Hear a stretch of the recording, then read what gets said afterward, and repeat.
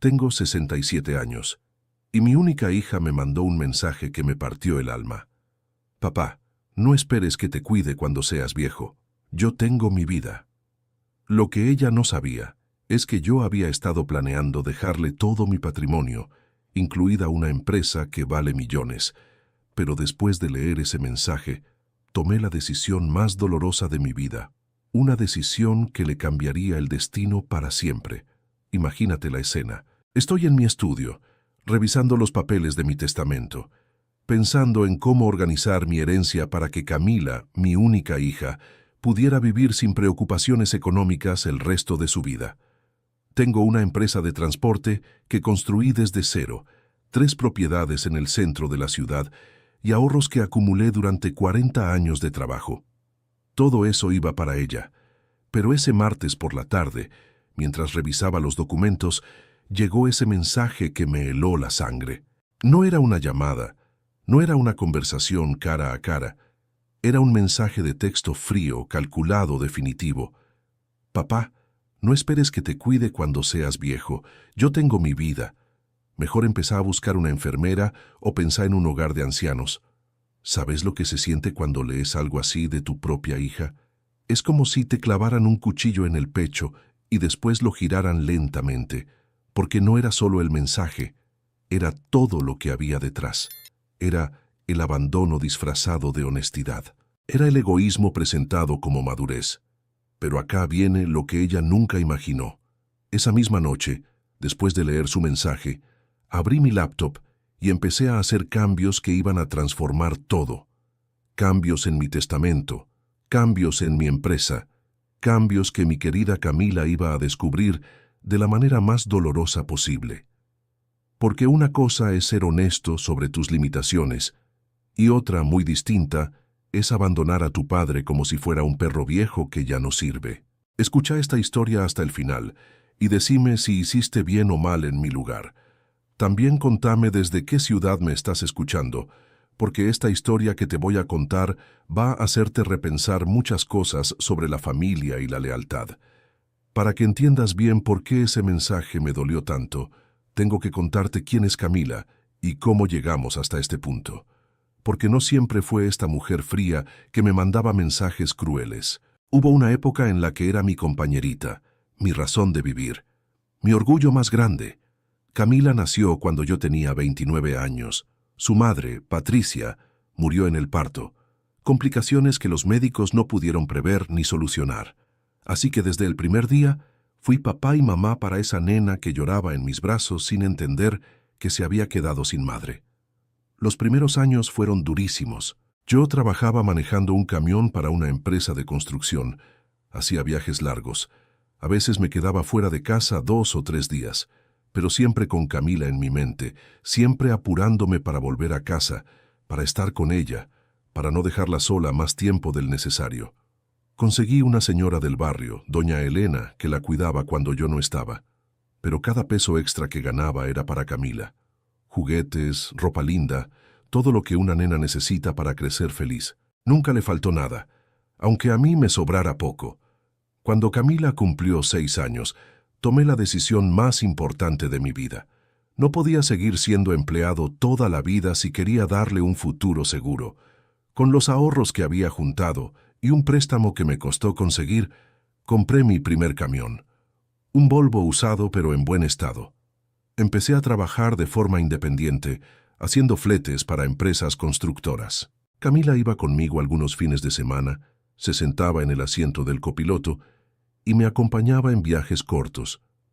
«Papá, cuando sea grande voy a manejar camiones como vos», me decía. Y yo me derretía de amor. Los primeros años como empresario fueron complicados. Competencia dura, clientes que no pagaban, gastos que no había calculado bien.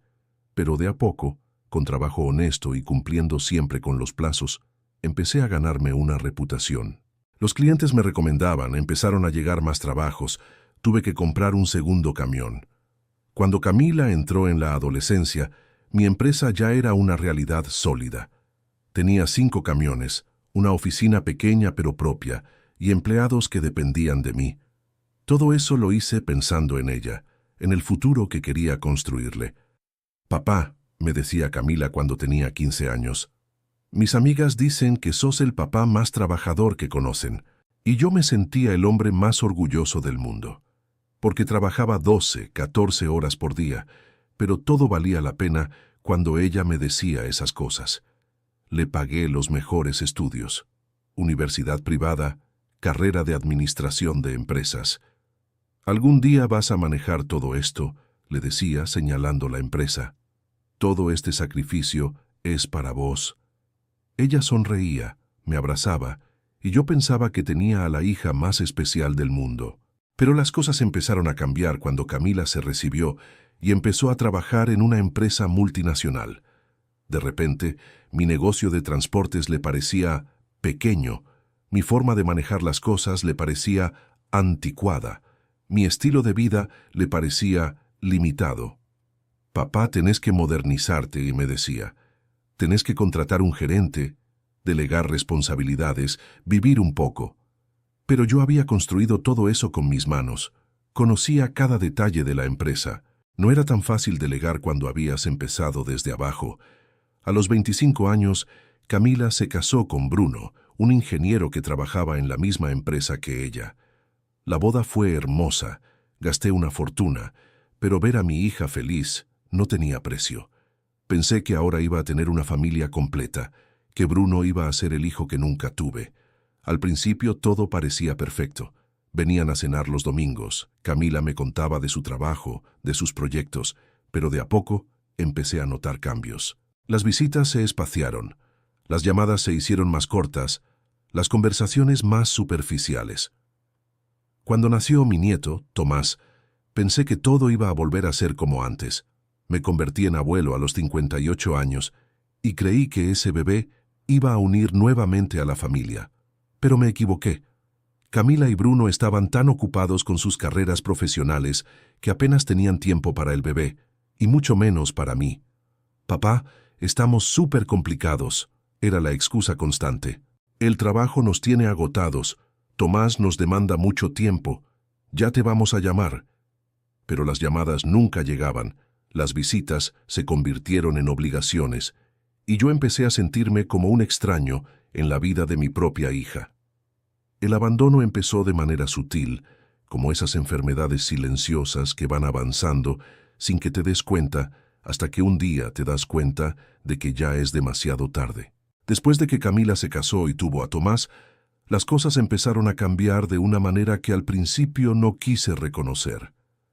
Las visitas dominicales, que habían sido sagradas durante años, empezaron a cancelarse con frecuencia. Papá, hoy no podemos ir, Tomás se resfrió. Papá, Bruno tiene que trabajar este domingo. Papá, estamos agotados, necesitamos descansar. Yo entendía, ser padres primerizos no es fácil, y ellos tenían trabajos demandantes. Pero cuando las cancelaciones se volvieron más frecuentes que las visitas, empecé a preocuparme. Cuando empecé a ser yo quien siempre llamaba, quien siempre proponía encontrarnos, quien siempre insistía. Un día decidí ir a visitarlos sin avisar. Era un sábado por la tarde. Pensé que tal vez podrían improvisar una cena juntos. Cuando toqué el timbre, Camila atendió con una cara que no sabía cómo interpretar. No era exactamente molestia, pero tampoco era alegría. «Papá, qué sorpresa», me dijo, pero el tono no sonaba a sorpresa agradable. «Pasa, aunque te aviso que estamos un poco complicados». Entré a una casa que me resultó extraña. Todo estaba perfectamente ordenado, moderno, frío. Nada que ver con el calor de hogar que yo había intentado darle a Camila durante su infancia. Las paredes estaban llenas de fotos profesionales de la familia, pero me di cuenta de algo que me dolió profundamente. En ninguna de esas fotos aparecía yo. Era como si el abuelo hubiera sido borrado de la historia familiar. Los muebles eran caros, elegantes, pero no invitaban a sentarse cómodamente. Todo parecía estar dispuesto más para impresionar que para vivir. Me acordé de nuestra casa cuando Camila era chica, llena de juguetes desparramados, dibujos pegados en la heladera, manchas en los sillones que contaban historias de tardes de juegos y meriendas compartidas. Bruno me saludó cordialmente, pero sin levantarse del sofá donde estaba mirando televisión con el volumen alto. Hola, Ricardo. ¿Cómo estás? Me dijo, pero sus ojos siguieron clavados en la pantalla. Ni siquiera hizo el gesto de apagar el televisor para que pudiéramos conversar. Era obvio que mi presencia era una interrupción en su rutina de relajación. Tomás, que entonces tenía 2 años, estaba jugando solo en un rincón con juguetes que no reconocía. Eran todos electrónicos, caros, con luces y sonidos, pero que no requerían creatividad ni imaginación. No había bloques de madera, no había crayones, no había libros de cuentos. Todo era automático, programado, sin alma.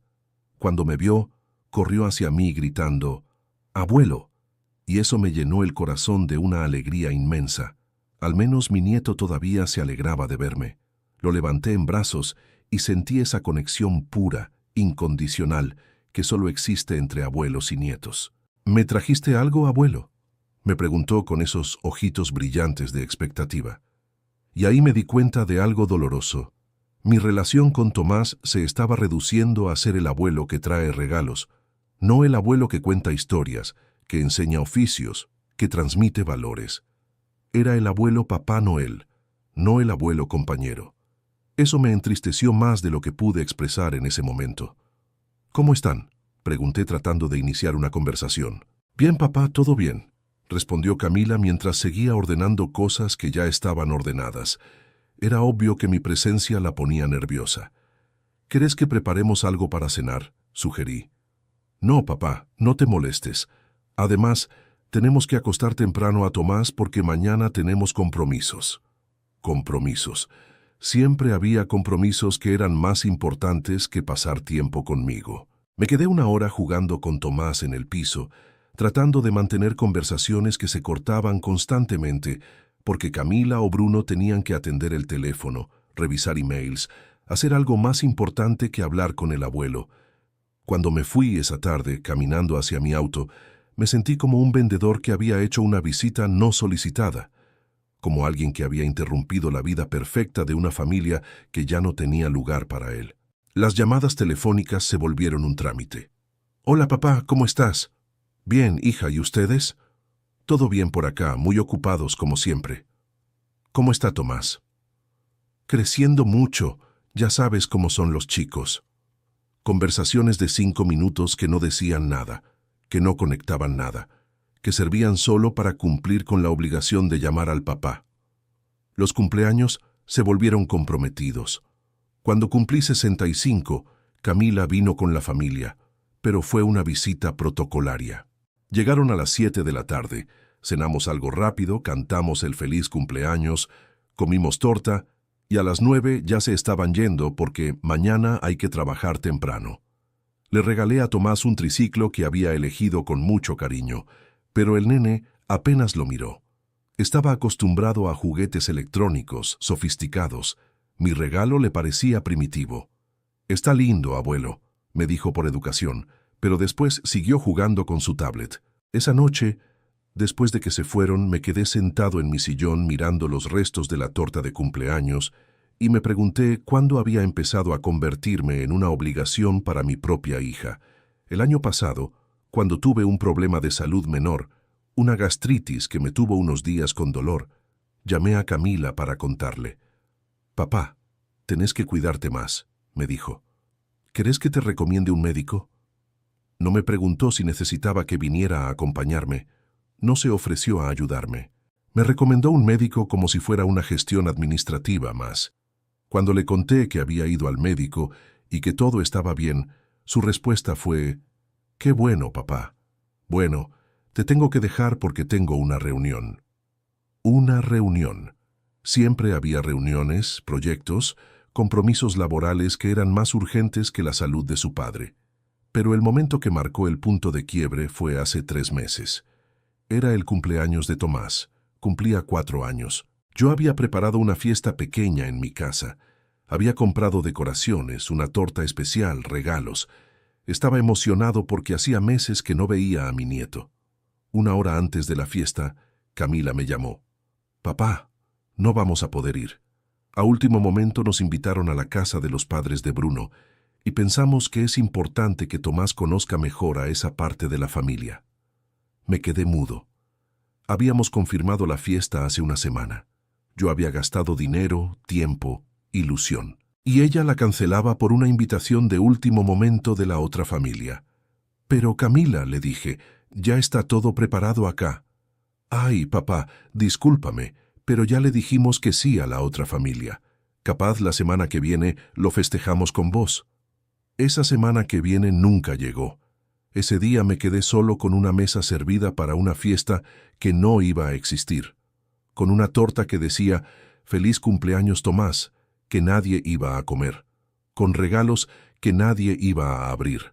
Y ahí entendí que para mi hija yo ya no era una prioridad. Era una opción, una alternativa, algo que se podía cancelar sin consecuencias. Y así llegamos al mensaje que cambió todo. Hace un mes estaba organizando mis papeles, pensando en actualizar mi testamento. Quería asegurarme de que cuando yo no estuviera, Camila tuviera todo lo necesario para vivir bien, para darle a Tomás las mejores oportunidades. Le mandé un mensaje preguntándole si podíamos encontrarnos para hablar sobre temas importantes del futuro. Su respuesta me heló la sangre. «Papá, no esperes que te cuide cuando seas viejo, yo tengo mi vida. Mejor empezá a buscar una enfermera o pensá en un hogar de ancianos. Yo no voy a poder ocuparme de vos». Leí ese mensaje 5 veces antes de entender que era real. Mi propia hija, la que había criado solo desde que era un bebé, la que había sido mi razón de vivir durante 38 años, me estaba diciendo que no contara con ella para nada. Pero lo que Camila no sabía, lo que nunca se había molestado en preguntar, es que su papá tenía preparadas algunas sorpresas, sorpresas que estaba a punto de descubrir de la manera más dolorosa posible. Esa noche, después de leer el mensaje de Camila, no pude dormir. Me quedé despierto hasta las 5 de la mañana, pensando, recordando, analizando. ¿En qué momento había fallado como padre? ¿En qué momento mi hija había dejado de quererme? ¿En qué momento me había convertido en una carga en lugar de ser una bendición? Pero después de horas de darle vueltas al tema, llegué a una conclusión que me sorprendió a mí mismo. Tal vez el problema no era que yo hubiera fallado como padre. Tal vez el problema era que había criado a una hija que no entendía el valor de la familia, que no entendía el sacrificio, que no entendía la gratitud. A la mañana siguiente, tomé una decisión que cambiaría todo para siempre. Llamé a mi abogado, el doctor Benítez, que había manejado mis asuntos legales durante años. «Doctor», le dije, «necesito hacer cambios importantes en mi testamento». «Dígame, don Ricardo, ¿qué tipo de cambios?» «Quiero desheredar completamente a mi hija». Hubo un silencio largo del otro lado del teléfono. El doctor Benítez me conocía desde hacía 15 años. Sabía cuánto amaba a Camila. Sabía que toda mi vida había girado alrededor de ella. «Don Ricardo», me dijo finalmente, «¿está seguro de lo que está diciendo? Esa es una decisión muy drástica». «Doctor, nunca estuve más seguro de algo en mi vida, pero no quiero que sea solo una desheredación, quiero que sea una lección». Le conté todo. El abandono gradual, la falta de respeto, el mensaje cruel. Le expliqué mis planes, lo que quería hacer con mi patrimonio, cómo quería que Camila se enterara de todo. El doctor Benítez me escuchó en silencio. Cuando terminé de hablar, me dijo, «Don Ricardo, entiendo su dolor, pero ¿no cree que está reaccionando de manera muy emocional? Tal vez deberían hablar, aclarar las cosas». «Doctor», le respondí, «durante un año traté de hablar con ella. Durante un año traté de ser parte de su vida. Ella eligió excluirme. Ahora yo elijo excluirla a ella de mi herencia. ¿Puede ayudarme o tengo que buscar otro abogado?» «Lo puedo ayudar», me dijo, «pero quiero que piense bien esto durante una semana. Si después de una semana sigue convencido, hacemos todos los cambios que quiera». Esa semana fue la más larga de mi vida. Todos los días me levantaba preguntándome si estaba haciendo lo correcto. Todos los días esperaba una llamada de Camila, un mensaje, algo que me indicara que tal vez había una posibilidad de reconciliación. Pero la llamada nunca llegó. El mensaje nunca llegó. Camila siguió con su vida como si su padre no existiera, como si el mensaje cruel que me había enviado fuera algo normal, algo que no merecía ni una disculpa ni una explicación. Al final de esa semana, volví a llamar al doctor Benítez. Doctor, sigo convencido. Hagamos todos los cambios. Los cambios que hice en mi testamento fueron más profundos de lo que Camila podía imaginar. No solo la desheredé completamente, sino que tomé decisiones que iban a impactar su vida de maneras que ella nunca había considerado. Primero, decidí que mi empresa iba a ser donada a una fundación que ayuda a emprendedores de bajos recursos. Gente que, como yo hace 40 años, necesita una oportunidad para salir adelante. Gente que entiende el valor del trabajo y del sacrificio. Segundo, mis propiedades iban a ser vendidas y el dinero iba a ir a un fideicomiso para mi nieto Tomás, pero con una condición muy especial. El dinero solo estaría disponible cuando Tomás cumpliera 25 años, y únicamente si durante los 5 años anteriores había visitado la tumba de su abuelo, al menos una vez por mes.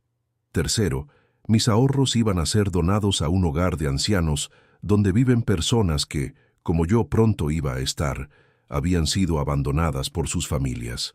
Personas que entendían lo que significaba el olvido, la soledad, la ingratitud, pero lo más importante de todo era cómo Camila se iba a enterar de estas decisiones. No iba a ser cuando yo muriera, iba a ser mucho antes, de una manera que nunca iba a olvidar. Después de firmar todos los papeles del testamento, el doctor Benítez me ayudó a preparar otro documento, una carta legal que le iba a ser entregada a Camila en el momento exacto en que ella más la necesitara. ¿Y cuándo iba a ser ese momento? Cuando ella se diera cuenta de que la vida sin familia puede ser muy solitaria, muy complicada, muy dolorosa. Cuando entendiera que los padres no solo estamos para dar, sino también para acompañar, para sostener, para ser el refugio cuando las tormentas de la vida golpean fuerte, porque había algo que yo sabía y que Camila todavía no había aprendido. La vida tiene la costumbre de enseñarnos lecciones cuando menos lo esperamos. Y mi hija estaba a punto de recibir una lección que le iba a cambiar la perspectiva para siempre. Un mes después de haber hecho todos los cambios legales, empezó a suceder exactamente lo que yo había intuido. La vida le empezó a cobrar a Camila todas las decisiones que había tomado, todas las relaciones que había descuidado, todas las prioridades equivocadas que había tenido. Todo empezó cuando Bruno perdió su trabajo en la multinacional. Después de 8 años en la empresa, lo echaron como parte de una reestructuración. De un día para el otro, se quedaron sin uno de los 2 sueldos que sostenían su estilo de vida caro. Al principio pensaron que iba a ser algo temporal. Bruno era ingeniero, tenía experiencia, seguramente iba a conseguir algo rápido. Pero pasaron las semanas y las respuestas de las empresas eran siempre las mismas. Te vamos a tener en cuenta, ya te vamos a llamar. Por ahora no tenemos posiciones abiertas.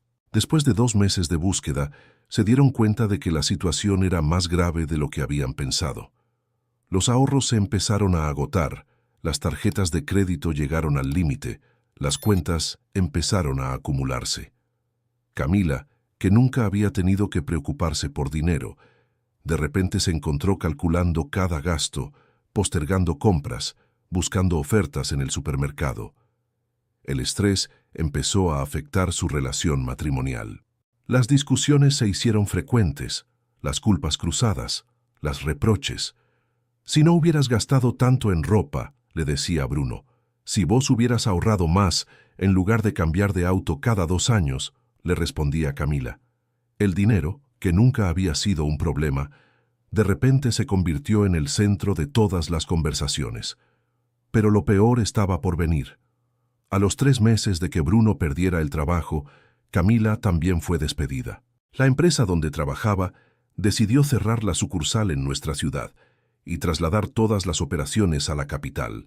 De repente, una familia que había estado acostumbrada a tener 2 sueldos profesionales se quedó sin ningún ingreso fijo.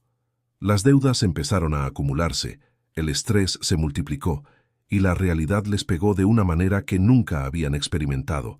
Fue en ese momento cuando Camila se acordó de que tenía un padre. Después de meses sin llamarme, después de ese mensaje cruel sobre no esperar que me cuidara, De repente su teléfono apareció en mi pantalla. «Papá», me dijo con una voz que sonaba diferente, más pequeña, más vulnerable. «¿Cómo estás?» «Bien, Camila», le respondí. «¿Y vos qué tal?» «Acá andamos, papá, un poco complicados con el tema laboral, pero bien». Complicados con el tema laboral. Qué forma tan elegante de decir que estaban en la ruina. «¿Necesitas algo?», le pregunté, aunque ya sabía la respuesta. «Bueno, papá, la verdad es que sí. Estamos pasando por un momento difícil económicamente y pensé que tal vez vos podrías ayudarnos temporalmente». Ahí estaba. Después de meses de abandono, después de decirme que no contara con ella para nada, ahora ella sí contaba conmigo para todo. «¿Qué tipo de ayuda necesitas?», le pregunté. «Bueno, papá, tenemos algunas deudas que están vencidas, la tarjeta de crédito, algunas cuentas. No es mucho, pero ahora que estamos los dos sin trabajo». Se cortó la voz. Podía escuchar que estaba llorando. «¿Cuánto necesitas?», seguí preguntando. «Con 50,000 pesos podríamos cubrir lo más urgente», me dijo. «Después, cuando consigamos trabajo, obviamente te devolvemos todo». 50,000 pesos. Una suma que para mí no era nada, pero que para ella representaba la diferencia entre mantenerse a flote o hundirse completamente. «Camila», le dije, «voy a pensarlo y te llamo mañana». «¿Vas a pensarlo?», me preguntó con sorpresa. Obviamente esperaba que le dijera que sí inmediatamente. «Papá, es urgente. No tenemos mucho tiempo». «Entiendo que es urgente», le respondí, «pero necesito pensarlo bien. Mañana te llamo». Esa noche no dormí pensando en mi respuesta. No era una decisión sobre el dinero. Era una decisión sobre la dignidad, sobre el respeto, sobre las consecuencias de las decisiones que todos tomamos en la vida. Al día siguiente, la llamé. «Camila, pensé mucho tu pedido y llegué a la conclusión de que no te voy a prestar el dinero». El silencio del otro lado del teléfono fue largo. «¿Cómo, papá? ¿No me vas a ayudar?» «No, hija, no te voy a ayudar. Por la misma razón que vos me dijiste que no me ibas a cuidar cuando fuera viejo, porque tengo mi vida». «Papá, eso fue diferente. Estaba enojada. No lo dije en serio». «Ah, ¿no lo dijiste en serio? Entonces llámame cuando estés hablando en serio». Y colgué. Los siguientes días fueron un infierno para Camila. Se lo contaron después mis vecinos, que la vieron llorar en la puerta de mi casa, tocando el timbre, rogándome que le abriera. Pero yo no estaba en casa. Había decidido tomarme unas vacaciones, algo que no hacía años. Me fui a la costa por una semana. Necesitaba pensar, necesitaba estar solo, necesitaba procesar todo lo que estaba pasando. Porque aunque mi decisión estaba tomada, no era fácil ver sufrir a mi propia hija, aunque ella se hubiera buscado ese sufrimiento. Cuando volví de las vacaciones, encontré 17 llamadas perdidas de Camila y 8 mensajes de voz. Los escuché todos. Primero era enojo. «Papá, no puedo creer que me hagas esto». Después súplica. «Papá, por favor, necesito que hablemos». Después desesperación. «Papá, no tenemos para comer». Tomás me pregunta por qué lloramos tanto. Ese último mensaje casi me quiebra. Pensar que mi nieto estaba sufriendo por las decisiones de sus padres me dolía profundamente. Pero también sabía que si cedía ahora, si resolvía todos sus problemas con mi dinero, Camila nunca iba a aprender la lección que necesitaba aprender. A la semana de volver, decidí que era momento de la segunda parte de mi plan. Llamé al doctor Benítez. «Doctor, es hora de entregar la carta». La carta que habíamos preparado meses atrás era el documento más importante de toda esta historia. Era la carta que le iba a explicar a Camila no solo lo que había perdido, sino por qué lo había perdido. El doctor Benítez se presentó en la casa de Camila un martes por la tarde. Ella estaba sola con Tomás. Bruno había salido a buscar trabajo. Cuando abrió la puerta y vio al abogado con un sobre en la mano, se puso pálida. «Señora Camila», le dijo el doctor Benítez, «vengo de parte de su padre para entregarle este documento. Es importante que lo lea con atención». Camila abrió el sobre con manos temblorosas. La carta era corta, pero devastadora. «Camila, durante 38 años fui tu padre. Te crié solo desde que naciste. Trabajé día y noche para darte todo lo que necesitabas. Construí una empresa pensando en tu futuro. Ahorré cada peso pensando en tu bienestar. Hace un mes me dijiste que no contara contigo para nada cuando fuera viejo. Hoy quiero contarte algo que nunca supiste. Soy millonario. Tengo una empresa que vale 3 millones de pesos, propiedades por 2 millones más y ahorros por otros 2 millones. Todo eso iba para vos. Pero después de tu mensaje decidí que alguien que no puede cuidar a su padre tampoco merece heredar lo que su padre construyó para ella. Por eso tomé las siguientes decisiones. Mi empresa será donada a una fundación para emprendedores necesitados. Mis propiedades serán vendidas y el dinero irá a un fideicomiso para Tomás, que solo podrá usar si me visita regularmente durante los próximos años. Mis ahorros irán a un hogar de ancianos. Vos no vas a heredar nada, absolutamente nada. Tal vez ahora entiendas lo que significa la soledad que vos elegiste para mí. Tu padre, Ricardo. Camila leyó la carta 3 veces antes de entender completamente lo que significaba. No solo había perdido la herencia de 7 millones de pesos, había perdido la posibilidad de reconstruir su vida económica. Había perdido el respaldo que siempre había dado por sentado. Esa tarde llegó corriendo a mi casa. Estaba desesperada, llorando, rogando. Papá, por favor, tenemos que hablar. Entendí todo. Me equivoqué. Perdóname. Pero yo no le abrí la puerta. Le hablé a través del portero eléctrico. Camila, durante un año no tuviste tiempo para hablar conmigo. Ahora yo no tengo tiempo para hablar con vos. Papá, por favor, puedo cambiar todo. Puedo ser diferente. Dame una oportunidad. Tuviste 38 años de oportunidades, le respondí. Las desperdiciaste todas. Se quedó llorando en la puerta durante 2 horas. Los vecinos la miraban. Algunos se acercaron a preguntarle si necesitaba ayuda. Pero yo no salí. Por primera vez en mi vida, puse mi dignidad por delante de mi amor de padre. Los siguientes meses fueron los más duros para Camila. Sin trabajo, sin ahorros, sin la herencia que había dado por sentada, tuvo que enfrentar una realidad para la que no estaba preparada. Tuvieron que vender el auto, mudarse a un departamento más chico, pedir ayuda a los padres de Bruno. Durante esos meses, yo también pasé por momentos muy difíciles emocionalmente. Aunque estaba convencido de que había tomado la decisión correcta, no era fácil mantener la firmeza cuando sabía que mi hija estaba sufriendo. Los vecinos me contaban detalles que me partían el corazón. Camila llorando mientras hacía las compras, tratando de explicarle a Tomás por qué ya no podían comprar los cereales que le gustaban, buscando ofertas en lugares donde antes nunca había tenido que mirar los precios. Don Raúl, mi vecino de enfrente, me llamó una tarde para contarme: Ricardo, vi a tu hija en el supermercado con una calculadora, sumando todo antes de llegar a la caja. Se veía muy angustiada. Esas imágenes me torturaban. Ver a mi hija, que había crecido sin conocer las limitaciones económicas, ahora teniendo que enfrentar la realidad de contar centavos. Pero lo que más me dolía eran las noches. Me quedaba despierto imaginándome a Tomás, preguntándole a su mamá por qué el abuelo no venía más a visitarlos. Me imaginaba a Camila tratando de explicarle algo que ella misma no terminaba de entender completamente. Una noche no pude más y manejé hasta su nuevo departamento. Era un edificio mucho más modesto que la casa donde vivían antes, en un barrio menos elegante. Me quedé parado en la vereda durante media hora, mirando las ventanas, preguntándome si estarían bien, si Tomás se habría adaptado al cambio, si Camila estaría durmiendo o si también se quedaría despierta como yo. Estuve a punto de subir, de tocar el timbre, de abrazarla y decirle que todo estaba perdonado, pero sabía que si hacía eso, toda la lección se perdería. Sabía que Camila necesitaba tocar fondo para entender realmente lo que había perdido cuando decidió abandonar a su padre.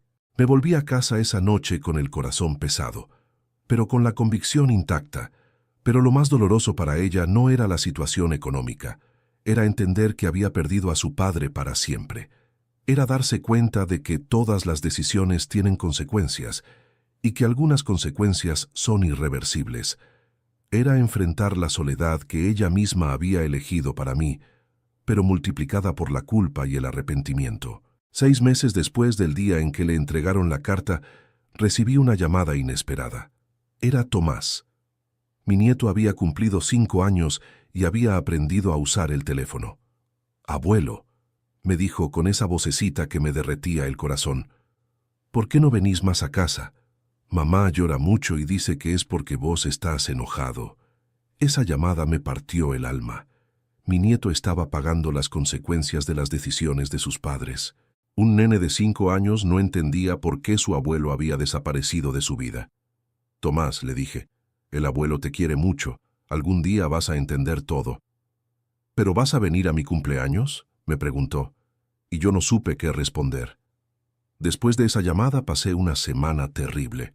Me debatía entre mi amor por mi nieto y mi decisión de mantener las consecuencias para mi hija. Consulté con un psicólogo, hablé con mi hermana, busqué opiniones de gente que respetaba. Finalmente, tomé una decisión que me costó mucho, pero que sabía que era la correcta. Llamé a Camila. «Hija», le dije, «quiero verte». «Papá, ¿en serio? ¿Podemos hablar?» «Podemos hablar, pero bajo mis condiciones». Nos encontramos en un café del centro. Hacía 8 meses que no nos veíamos cara a cara. Estaba más delgada, se veía cansada, tenía en los ojos esa tristeza profunda que dan las lecciones aprendidas a las malas. Sus manos temblaban ligeramente cuando levantaba la taza de café, y me di cuenta de que los últimos meses habían sido mucho más duros de lo que yo había imaginado. «Papá», me dijo antes de que yo pudiera hablar, «sé que no tengo derecho a pedirte perdón. Sé que lo que hice estuvo mal. Sé que te lastimé de una manera imperdonable». Su voz se quebraba al hablar, como si cada palabra le costara un esfuerzo enorme. La escuché sin interrumpirla. Tenía muchas cosas que decirme, muchos meses de reflexión acumulada. «Papá, durante estos meses entendí cosas que nunca había entendido antes. Entendí lo que significa estar realmente sola, sin tener a quién acudir cuando todo se derrumba». Se secó las lágrimas con una servilleta antes de continuar. «Entendí lo que debe haber sentido cuando leíste mi mensaje. La frialdad, el desprecio, la sensación de que todo lo que habías hecho por mí no valía nada. Entendí lo que significa necesitar a alguien y que esa persona no esté». Siguió hablando durante mucho tiempo, contándome todo lo que había vivido en esos meses difíciles. Me habló de las noches sin dormir, preocupándose por las deudas. Me habló de la humillación de tener que pedir prestado dinero a los padres de Bruno. Me habló de la vergüenza de explicarle a Tomás por qué ya no podían comprar los juguetes que antes compraban sin pensar. «Pero lo peor, papá», me dijo, «lo peor no fueron los problemas económicos. Lo peor fue darme cuenta de que había perdido a mi papá por mi propia estupidez.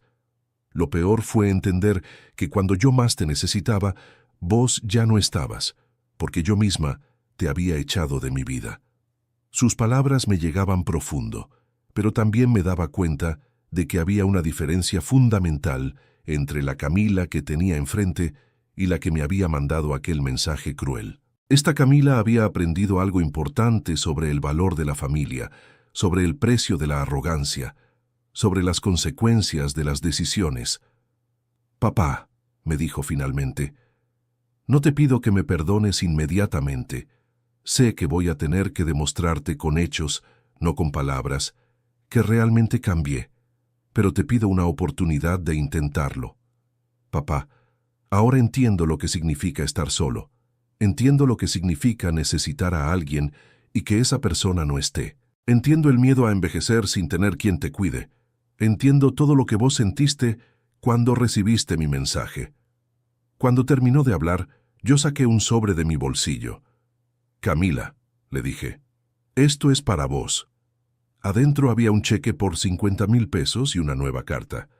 «Camila, este dinero es para que resuelvas tus problemas económicos urgentes, pero no es un regalo, es un préstamo. Lo vas a devolver cuando puedas, trabajando, sin apuros. Las condiciones de mi testamento siguen vigentes. No vas a heredar mi empresa ni mis ahorros, pero sí vas a heredar algo más valioso, la posibilidad de reconstruir nuestra relación desde cero, con nuevas reglas, con respeto mutuo, con la claridad de que la familia se construye con presencia, no con promesas. Camila leyó la carta y me abrazó llorando. Gracias, papá. Te prometo que voy a ser diferente. No me prometas nada, le dije. Demostrámelo. Hoy, un año después de todo esto, puedo decir que la lección funcionó de una manera que yo mismo no esperaba. Camila no solo viene a visitarme todas las semanas, sino que esas visitas son completamente diferentes a las que teníamos antes de todo este drama. Ahora cuando viene, se queda horas. Tomamos mate en el patio, como hacíamos cuando ella era chica. Me cuenta sus problemas, sus proyectos, sus miedos, sus alegrías. La diferencia más notable es que ahora me escucha realmente cuando le hablo. Antes, cuando le contaba anécdotas de mi juventud o le daba consejos sobre la vida, ella asentía educadamente, pero se notaba que su mente estaba en otro lado. Ahora me hace preguntas, se interesa, me pide que le cuente más historias sobre su mamá, sobre los primeros años de mi empresa, sobre las dificultades que tuvimos que superar.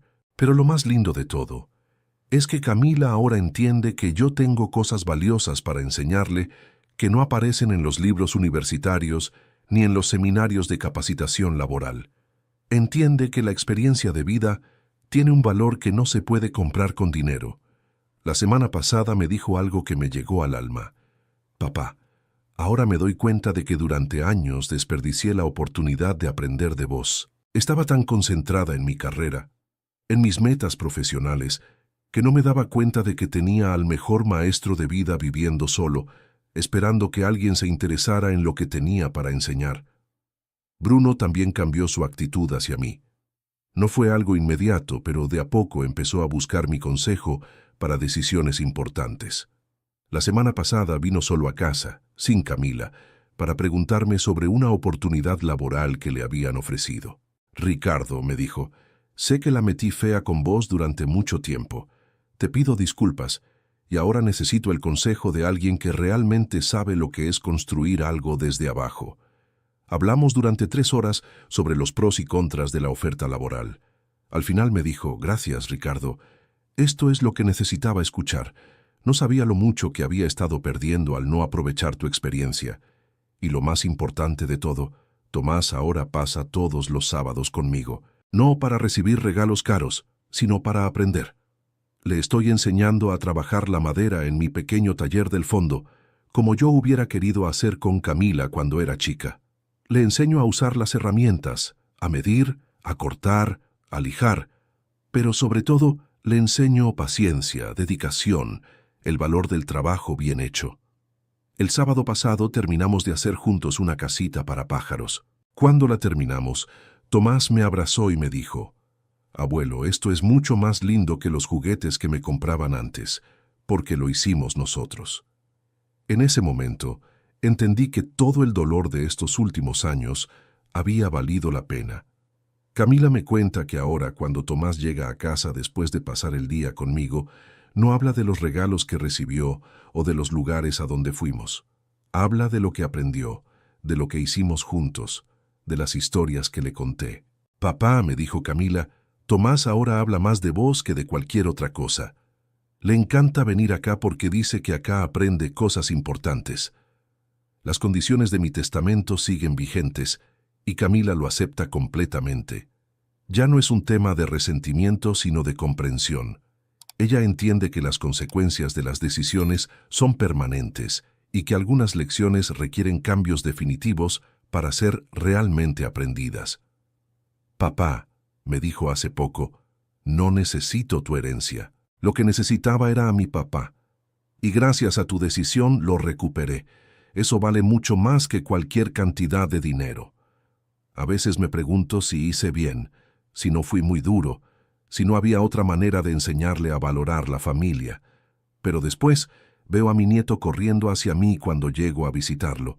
Después escucho a Camila contarme sus problemas como hacía cuando era adolescente. Después siento que realmente somos una familia otra vez y sé que tomé la decisión correcta. Porque la familia no es solo sangre. Es respeto, es presencia, es saber que podés contar con el otro en los momentos difíciles. Y eso no se hereda, se construye todos los días, con decisiones, con tiempo, con amor demostrado, no solo prometido. Y vos que me escuchaste hasta acá, decime, ¿harías lo mismo en mi lugar o crees que fui muy extremo?